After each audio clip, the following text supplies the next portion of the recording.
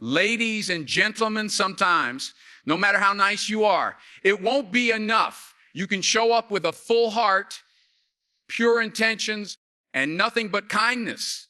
And still, someone will misunderstand you. Someone will mistreat you. Someone will take your light and try to dim it. That's life.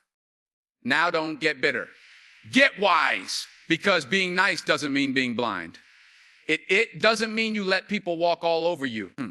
It doesn't mean you bend until you break just to keep the peace. Kindness is a strength, but it's not a shield against the world's rough edges. There will be people who take advantage of your compassion, who see your goodness and assume you're weak. They'll test you, try you, disrespect you, and they'll still smile while doing it. Let me tell you something. It's not your job to make everyone happy. It's not your job to fix what's broken in someone who doesn't want to heal. And it is not your responsibility to carry someone else's darkness just because you carry light. You've got to protect your peace. You hear me? You can be kind and still say no. You can be compassionate and still walk away. You can love people and still love yourself enough to leave them behind if they keep pulling you down. Growth requires space. And sometimes space means distance from the wrong people, from the wrong energy, from anything that keeps you from becoming who you were born to be. Kindness is a strength, not a weakness. That's a truth many people overlook. We live in a world where being aggressive, loud, and unapologetically selfish is often mistaken for being strong. You see it in boardrooms, in politics, on the streets, and sometimes even in our own homes. This belief that the louder voice wins, the harsher hand controls, and the cold heart survives. But here's the true thing. It takes far more strength to be kind in a world that often rewards cruelty. It takes power to keep your heart soft when you've been bruised, overlooked, or underestimated. People confuse kindness with softness. They think if you speak gently, you must not know how to speak up. If you forgive, you must not know what it means to be hurt. If you choose peace over conflict, they think you're scared. But what they don't understand is that kindness isn't the absence of power. It's the choice to use that power with purpose, to remain patient when it would be easier to snap, to offer grace when you have every right to retaliate, to show up with love when life has handed you every reason to shut down. It's easy to be mean. It's easy to lash out. It doesn't take discipline to react with anger, to tear someone down with your words, or to dismiss another human being because too focused on your own pride. That's not strength. That's survival mode. That's ego. But kindness, that's intentional. It's thoughtful. It requires that you pause, that you listen, that you choose to treat someone with dignity even when they don't offer the same to you. That's the kind of strength not everyone is capable of. You want to see real power. Watch someone who's been through betrayal, heartbreak, disrespect, and disappointment, and still shows up with a full heart. Watch someone who chooses to see the best in people even after they've seen the worst. Watch someone who gets knocked down, and instead of becoming bitter, they choose to grow, to forgive, to keep moving forward without letting the darkness stick to their soul. That's real courage. That's what strength looks like. People will try to take advantage of your kindness.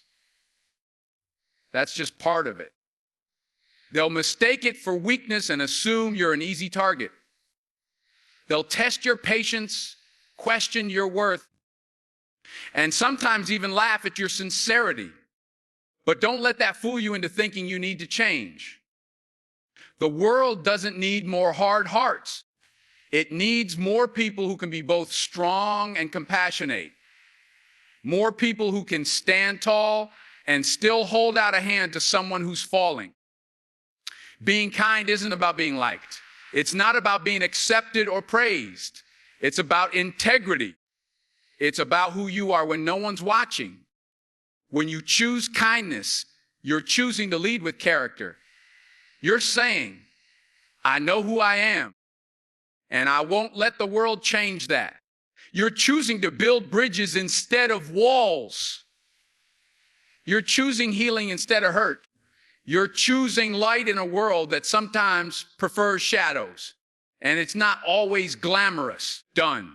There's no spotlight on the person who chooses to stay calm in a heated argument. Done. There's no standing ovation for the person who lets someone merge in traffic with a wave and a smile. Done.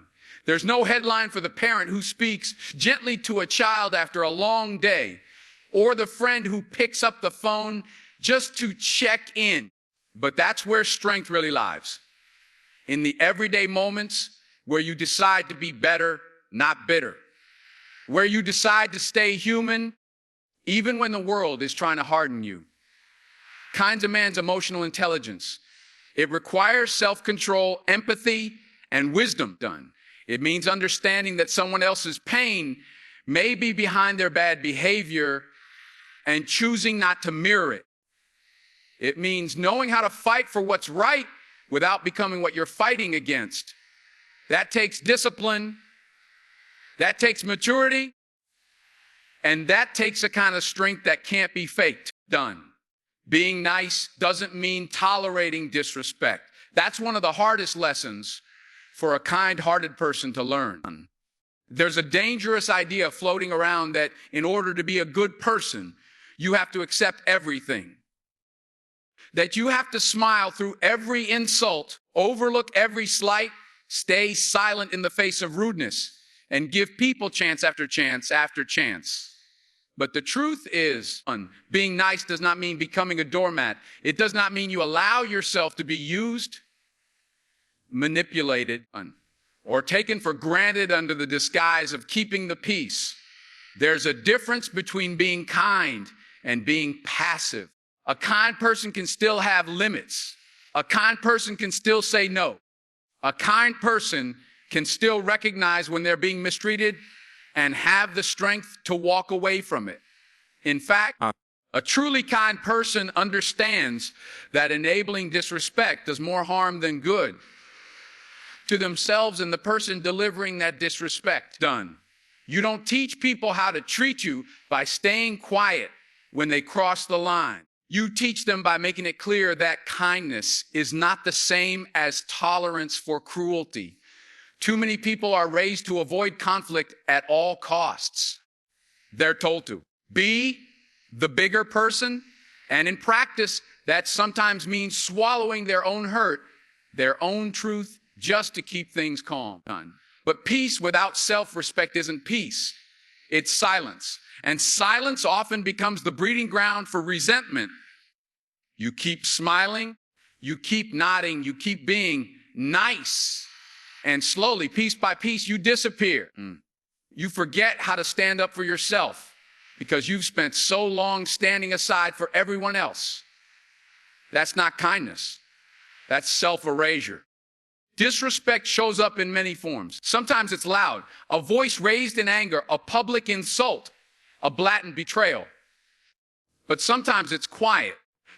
It's someone constantly interrupting you when you speak. It's being excluded, ignored, overlooked.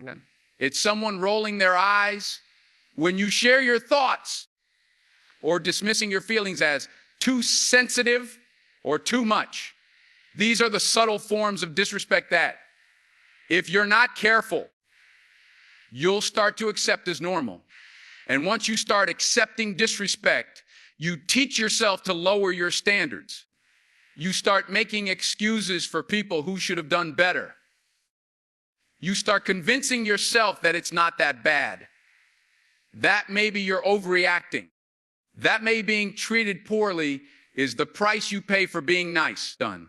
But real self-respect means acknowledging when someone's treatment of you crosses the line. It means paying attention to how you feel after spending time with certain people.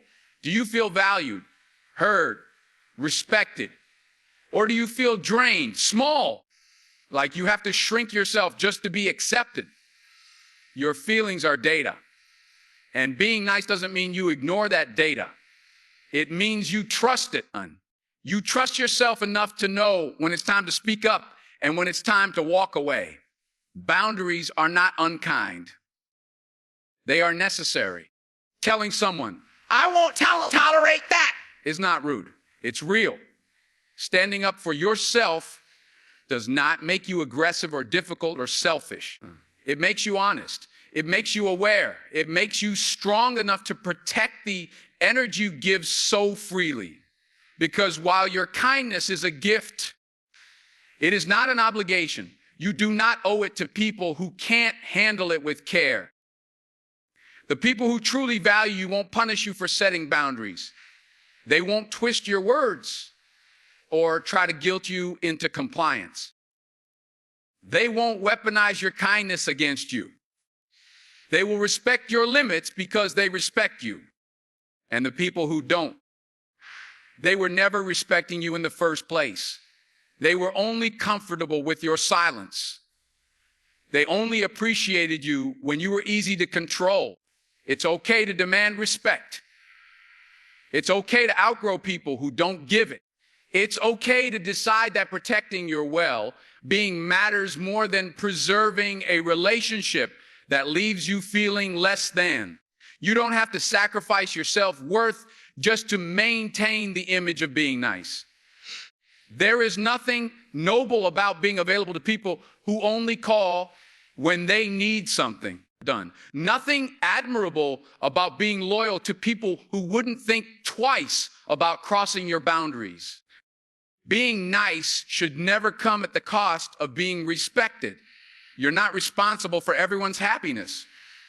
That can be a tough truth to swallow, especially for people who feel deeply, who care too much, who give until they're empty, and then try to give a little more. The kind of person who always wants to make sure everyone's okay, who checks in on others more than they check in on themselves, who carries the emotional weight of the room because they can't stand to see anyone hurting. But here's the thing. You can care about people without carrying their burdens. You can be there for them without losing yourself in their storms. There's a line between support and self-sacrifice, and too often that line gets blurred. You start by wanting to help, to listen, to make things easier for someone else. You want to be the friend who always shows up, the partner who always understands, the family member who keeps the peace. And before you know it, you're carrying problems that aren't yours to solve. You're adjusting your mood, your schedule, even your values to keep someone else from feeling uncomfortable. That's not compassion. That's self-neglect. It's noble to care, but it's dangerous to lose yourself in the process. When you believe that other people's happiness depends on you, you start making choices based on their needs instead of your own. You say, "Toi yes," when you mean no. You stay in situations that drain you because you're afraid of how your absence will affect others. You hold back your truth because you don't want to cause tension. You smile when you're exhausted. You laugh when you feel like crying. You become a version of yourself that exists to make other people feel good, while your own joy gets pushed further and further down. And the truth is, no matter how much you do, no matter how much you give, it will never be enough to make someone else whole. Their happiness is their journey. Their healing is their responsibility. You can walk beside them, but you cannot walk the path for them.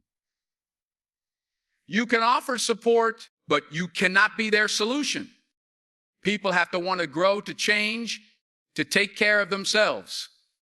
You can love them, encourage them, uplift them, but you can't do the work for them. There's a quiet kind of guilt that comes with letting go of that responsibility. You might feel like you're abandoning people, like you're selfish for focusing on yourself, like you're letting someone down.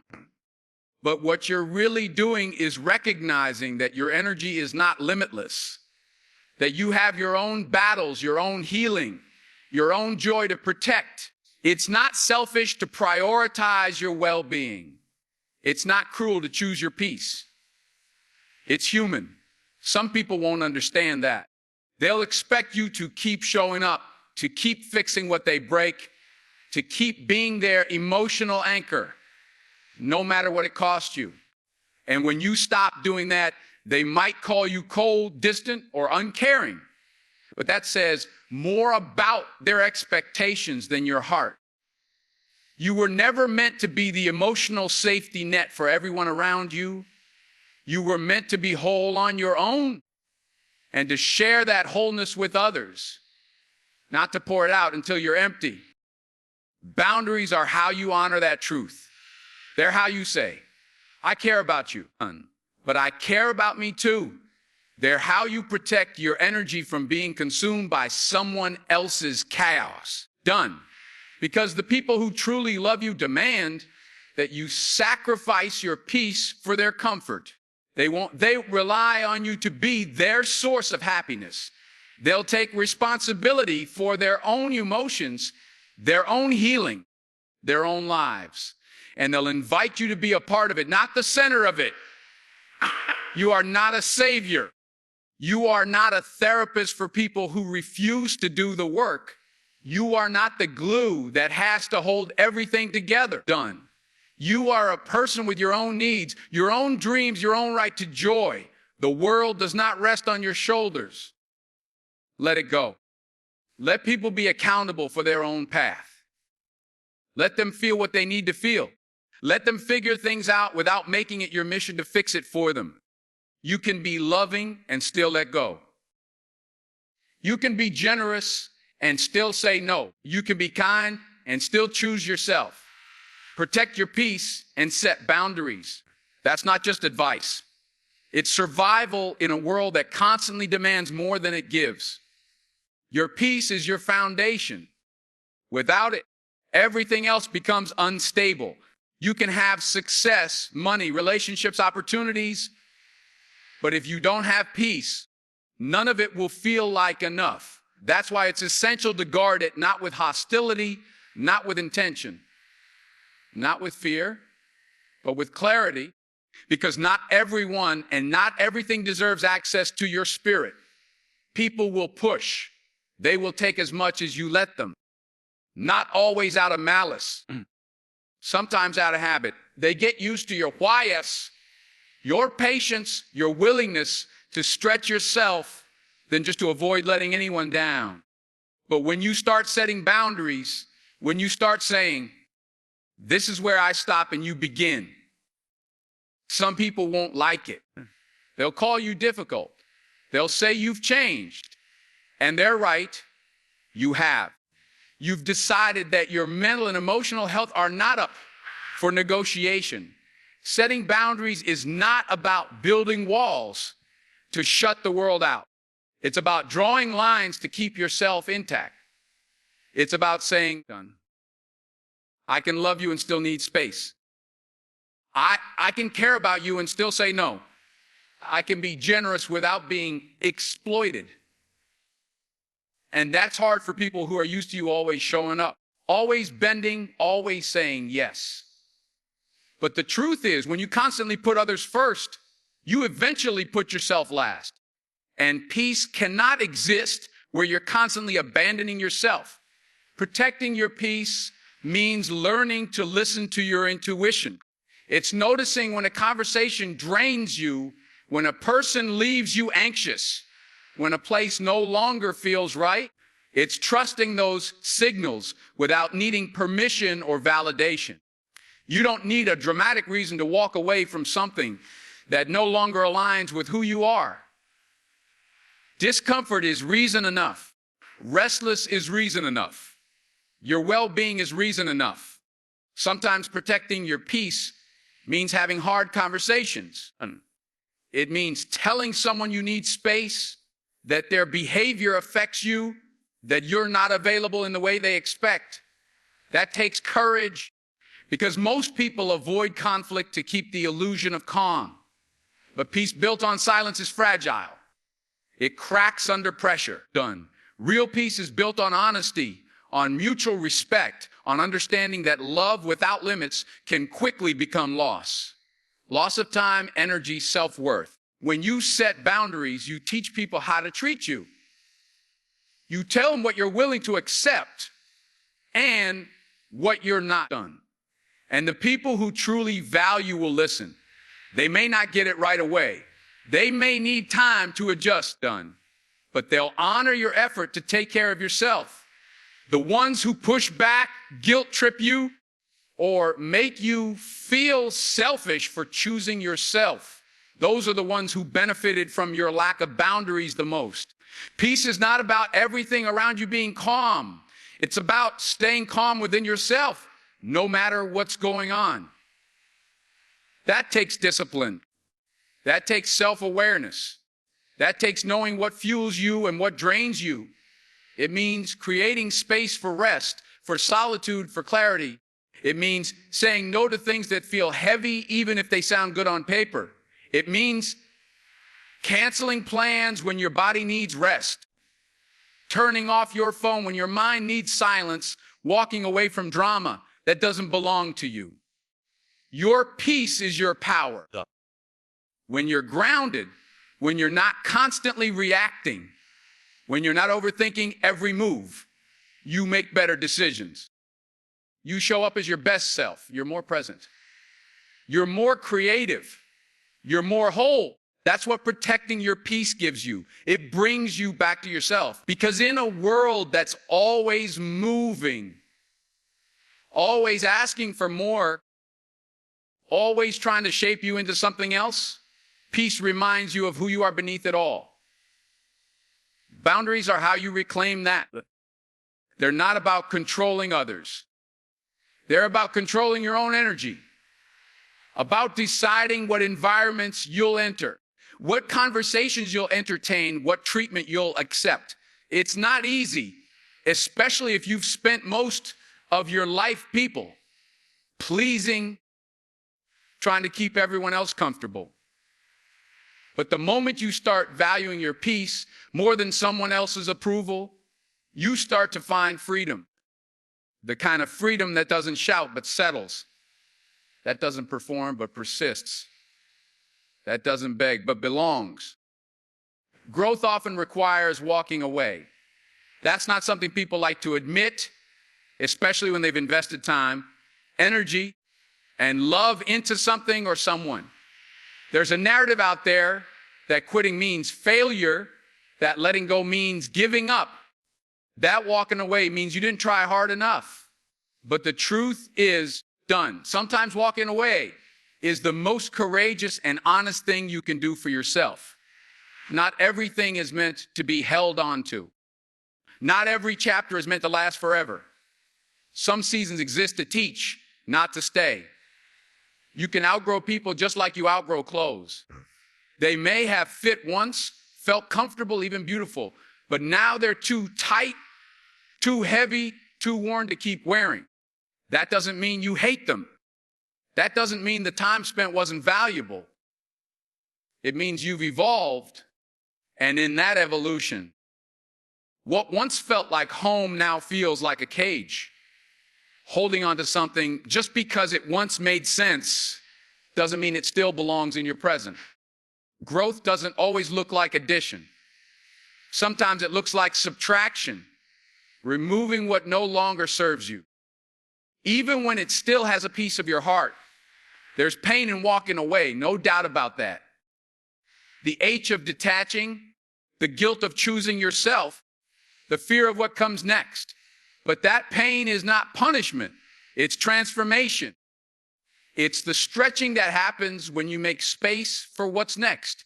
You can't welcome peace while clinging to chows. You can't move forward while dragging the weight of what no longer fits. Walking away is not about resentment or bitterness. It's about clarity. It's about seeing the truth and having the strength to act on it. Sometimes what you're walking away from isn't bad.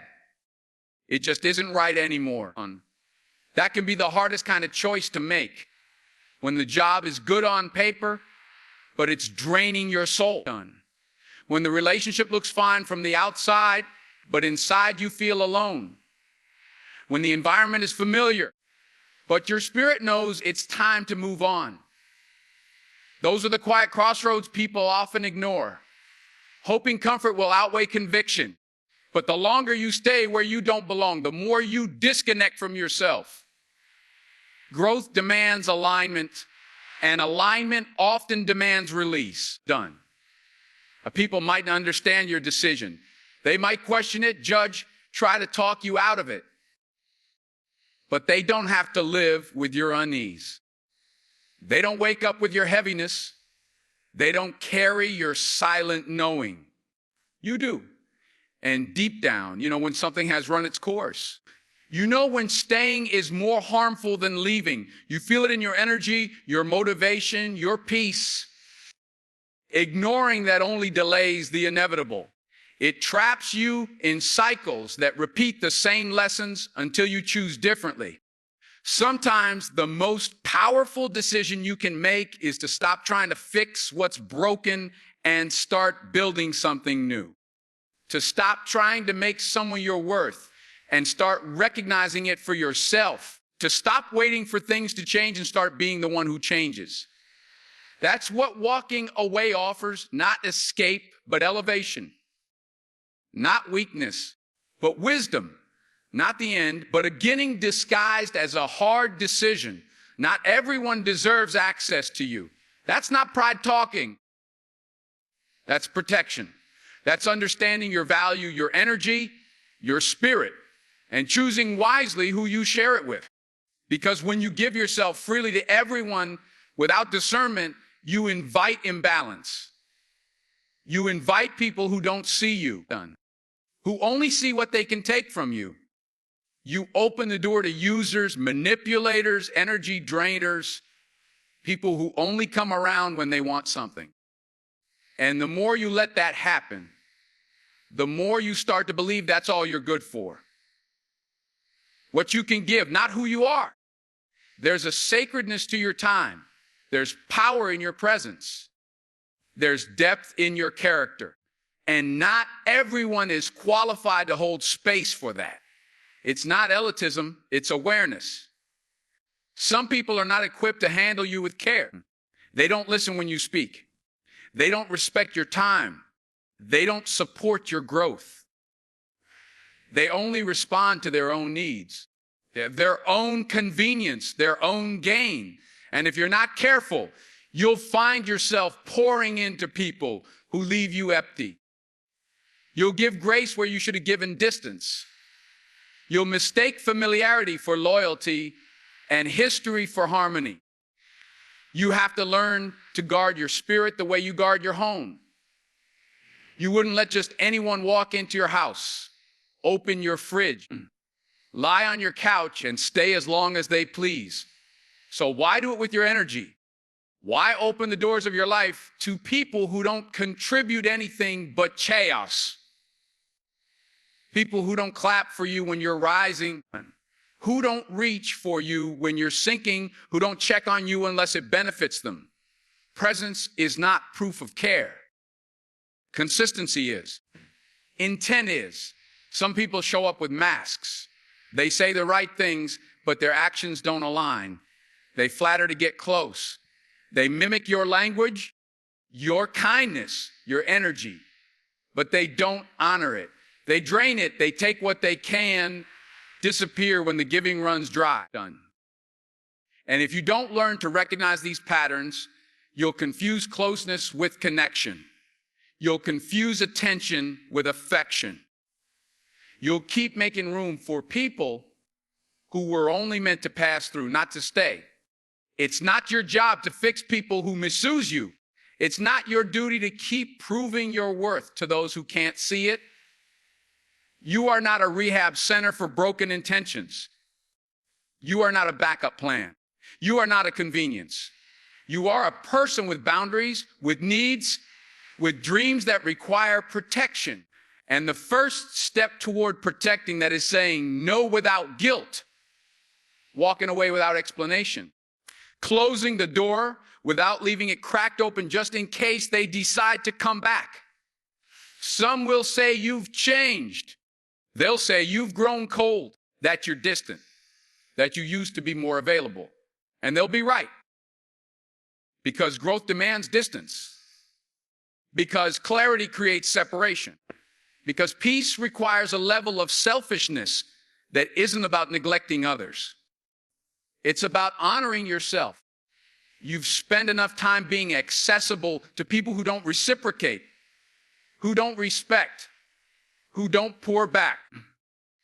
You've answered calls you didn't want to. You've attended events that drained you. You've said yes out of guilt instead of desire. And slowly, you started to resent yourself for it. There's a freedom that comes with selective access. A calm that comes with knowing not everyone gets to know your every move, your every thought, your every plan. You become more intentional. You become more peaceful.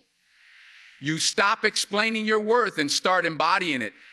You stop chasing people who aren't even walking. You stop begging people to see you and start seeing yourself. That shift is where power lives. That shift is where peace begins. You don't have to be rude to create space. You don't have to be loud to be clear. You can love people and still keep them at a distance. You can wish them well and still not want them in your life. You can have a history with someone and still know they don't deserve a future with you. Maturity is understanding that not everyone who starts with you is meant to finish with you. That not every bond was built to last. That access to you is a privilege, not a right. And the more you value yourself, the more selective you become who gets that privilege. So yes, kind. Be generous. Be open-hearted. But don't be narvy. Because sometimes, no matter how nice you are, the world will still try to teach you hard lessons. Learn them. Don't let them harden you. Let them shape you. And never, never forget, your worth is not measured by how much you're liked. It's measured by how deeply you stay true to yourself. That's real strength. Thank you.